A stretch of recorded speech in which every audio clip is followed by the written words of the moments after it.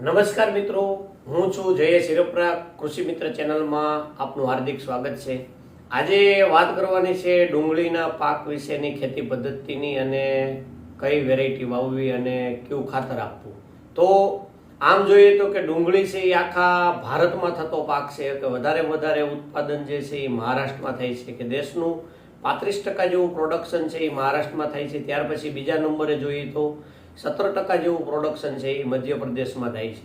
ત્યાર પછી ગુજરાત છે, પશ્ચિમ બંગાળ છે, બિહાર છે, આંધ્ર છે, કર્ણાટક છે, પંજાબ, હરિયાણા છે. આ દરેક રાજ્યમાં વધતા ઓછા પ્રમાણનું વાવેતર થાય છે.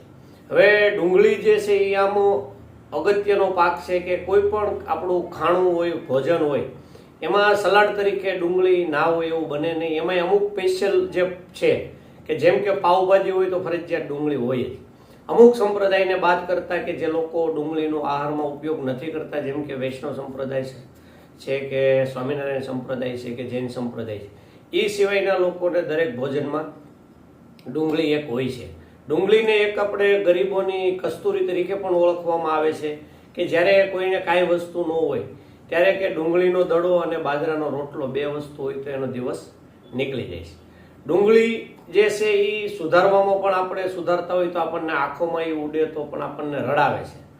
એટલે ડુંગળીનો સ્વભાવ એવો છે કે ડુંગળી બધી રીતે રડાવે છે. ઘણી વખત ઉત્પાદકને રડાવે છે, ઘણી વખત ગ્રાહકને પણ રડાવે છે.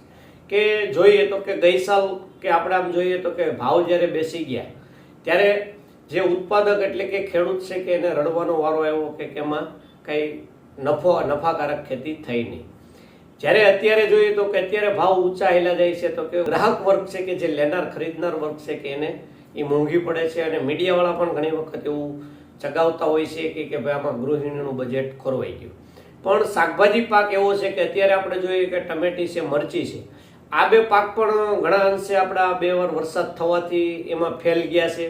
ઉત્પાદન છે અને એના ભાવ સ્વાભાવિક છે કે નેચરલી છે કે વધવાના જ છે, કે એના આપણા નિયંત્રણ હસ્તક વાત નથી.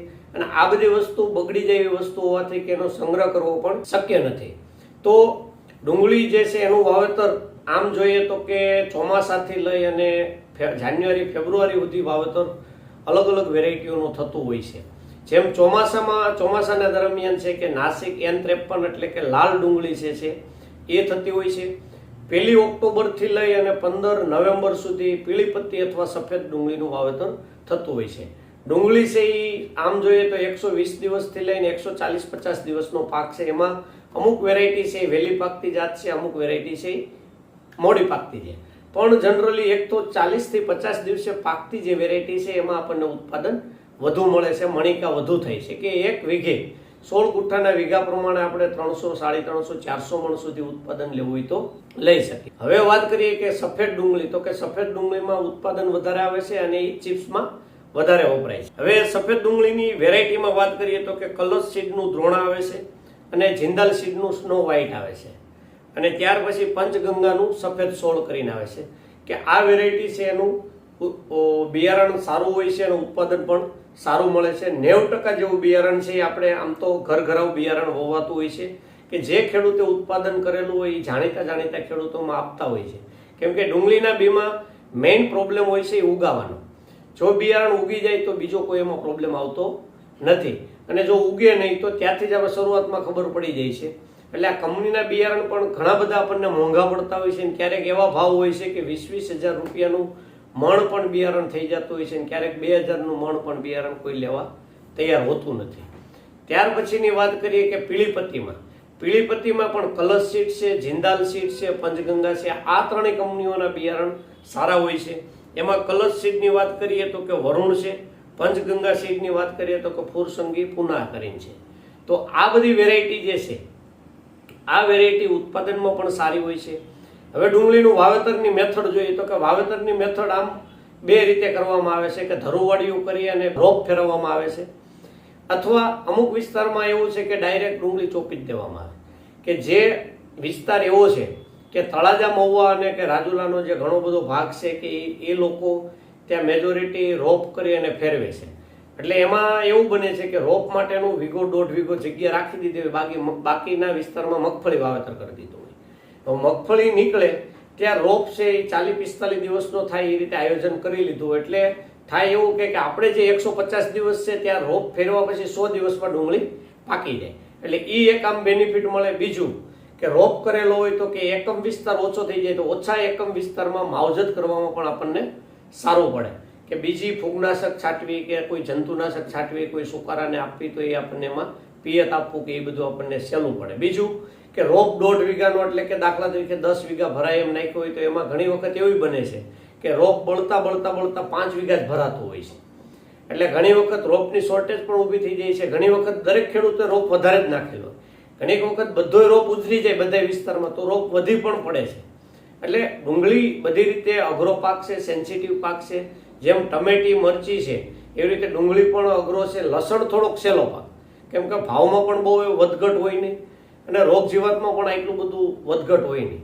અત્યારે જોઈએ તો કે અત્યારે જે આપણે આ વરસાદ છેલ્લે પડ્યો 25 થી 28 જે આ સપ્ટેમ્બરમાં વરસાદ પડ્યો તેમાં ઘણી બધી ડુંગળીમાં વાયરસના પણ પ્રોબ્લેમ આવેલા છે, કે આપણે ગૂંચળા વળી જાય જલેબી ટાઈપના, કે જેને એક બાફિયા તરીકે ઓળખાય છે અને એક પર્પલ બ્લોથ તરીકે પણ આપણે એને ઓળખીએ છીએ. તો આવા બધા પ્રોબ્લેમ છે એ દિવસે દિવસે વધતા જાય છે. હવે વાત કરવાની છે નિંદામણ નાશકની. નિંદામણ નાશકમાં ડુંગળીને પહેલા પિયતે પેન્ડિમિથાલિન પંપે 50 થી 70 મિલી અને ગોલ છે એ 5 થી 7 મિલી મિક્સ કરી અને છાંટવાની ભલામણ છે. એમાં કેમ કે ડુંગળીમાં છે ને બહુ ખાસ ધ્યાન રાખવું, ગોલ છે એ 5 થી 7 મિલી જ જવું જોઈએ, 8 મિલી કે 10 મિલી જાય તો એ નડશે. ઓક્ઝીફ્લોરોફેન ઉગી ગયા પછી 20-25 દિવસની ડુંગળી થાય ત્યારે 7 થી 8 મિલી ગોલ છે એ આપણે ઉપયોગ કરી શકીએ છીએ. અને ઘણી બધી ક્વિઝાલોફોપ અને ઓક્ઝીફ્લોરોફેન કોમ્બિનેશન પણ આવે છે, કે જેમાં અદામાનો આપણે ડેકલ કરીને આવે છે, કે જેમાં પટ્ટી પાંદવાળું અને ગોળ પાંદવાળું બે મરી જાય. એ પોસ્ટ ઇમરજન્સ તરીકે વપરાય છે, એટલે કે ડુંગળી 20-25 દિવસથી થઈ ગયા પછી આપણે એનો ઉપયોગ કરી શકીએ છીએ. ડુંગળી ઉગ્યા પહેલા જો આપણે વાપરવું હોય તો કે પેન્ડિમિથાલિન અને ઓક્ઝીફ્લોરોફેન પણ આપણે વાપરી શકીએ. કેમ કે ડુંગળી પાક પણ એવો છે કે નિંદામણ બહુ ખાસ અગત્યનું છે, કે જો 2 મહિના સુધીની ડુંગળી હોય અને ખેતર ખાલી રહેતું હોય, નિંદામણ વધતું જાય તો હાથ નિંદામણ કરાવવું પણ ઘણી વખત ડુંગળીમાં મોંઘું પડે. એટલે નિંદામણ નાશકનો યોગ્ય સમયે યોગ્ય માપથી યોગ્ય રીતે ઉપયોગ કરવામાં આવે તો એમાં આપણને વ્યવસ્થિત નિયંત્રણ લઈ શકીએ. આમાં દરેક ખેડૂત મિત્રોએ મજૂર ઉપર આમાં થોડુંક મોનિટરિંગ કરી અને હાવ રેડિયલ ખાતા તરીકે કે રફ એન્ડ ટફ આપી દેવું કે ભાઈ આવડું આ 70 નાખી દેજે ને આ 10 નાખી દેજે, એમ નહીં ચાલે. કેમ કે ડુંગળીનો કે લસણનો પાક લેવો હોય તો એમાં નિંદામણ માટે વ્યવસ્થિત પેન્ડિમિથાલિનનું માપ છે, ઓક્ઝીફ્લોરોફેનનું માપ છે, એ ઉગ્યા પહેલા અને ઉગ્યા પછીનું બે રીતે અલગ છે. એટલે વ્યવસ્થિત જોઈ અને હાલશું તો જ આપણને એમાં કામ થશે. બીજું ખાતરની વાત કરીએ તો કે આમાં પણ લસણની જેમ જ છે. પાયામાં જો આપણે વ્યવસ્થિત ખાતર આપી દેવામાં આવે, જેમ કે 12-32-16 1 એકરે 25 કિલો અને સલ્ફર જે 1 એકરે 3 કિલો અને મેલોક્ઝા NPK 4G 1 એકરે 25 કિલો, આ ત્રણેય વસ્તુ મિક્સ કરીને આપી દેવામાં આવે પાયામાં, તો શરૂઆતમાં ગ્રોથમાં પણ સારું રહે અને વૃદ્ધિ વિકાસમાં સારું રહે. ત્યાર પછી મહિના 1.5 મહિનાની ડુંગળી થાય ત્યારે પાછું એમાં 20-20-0-13 1 એકરે 25 કિલો અને મેલોક્ઝા પૂરતી 5G 1 એકરે 25 કિલો આ બે મિક્સ કરીને આપવાનું થાય છે. પછી 2-2.5 મહિને જ્યારે ગાંજો બનતો હોય ત્યારે કેલ્શિયમ નાઇટ્રેટ અને બોરોન આપવામાં આવે તો ગાંજામાં પણ કામ કરે. અને બોરોન છે એ પણ જે છે એનું પ્રકાશ સંશ્લેષણ અને ટિપ્સ જે ઓલી પીળી પડીને બળતી હોય એમાં પણ કામ કરે. અને કેલ્શિયમ છે એ ટિપ્સમાં વધારે કામ કરે, બોરોન છે એ ફાટવામાં વધારે કામ કરે. તો આવી રીતે ખાતરના 2-3 ડોઝ આપવાનો થાય, પાયાનો પૂરતી ડોઝ, પાછો બીજો પૂરતી ડોઝ, એવી રીતે આપવામાં આવે તો આપણને ઉત્પાદન વ્યવસ્થિત મળે. ત્યાર પછી ઘણા બધા વોટર સોલ્યુબલ પણ આવે છે કે જે આપણે પંપમાં નાખી અને છંટકાવ કરી શકીએ. અને ડુંગળી જે છે એમાં પણ રોગનું પ્રમાણ ઘણું બધું આવે છે, થ્રિપ્સનું પ્રમાણ પણ ઘણું બધું આવે છે. થ્રિપ્સ માટે સ્પિનોસેટ છે, સ્પિનોટેરમ છે, આવા બધા મોલેક્યુલનો ઉપયોગ કરી અને થ્રિપ્સને નિયંત્રણ લઈ શકાય. ત્યાર પછી નવા મોલેક્યુલ સિમોડિસ છે, સિન્વા છે, ગ્રેસિયા છે, પછી એક્સપોનન્સ છે, આવા બધા મોલેક્યુલનો પણ ઉપયોગ કરી અને આપણે એનું થ્રિપ્સનું નિયંત્રણ લઈ શકીએ. ત્યાર પછી કે જે ફિપ્રોનિલ 2.92 એટલે કે બ્રિગેડ જે આવે છે એ પંપે 20 ml રાખી અને એનો છંટકાવ કરી શકાય છે. એબામેક્ટિન 1.9% એટલે કે એબામસ કરીને જે આવે છે એ પણ પંપે 25 ml નાખી અને એનો છંટકાવ કરવાથી પરિણામ સારું મળે છે.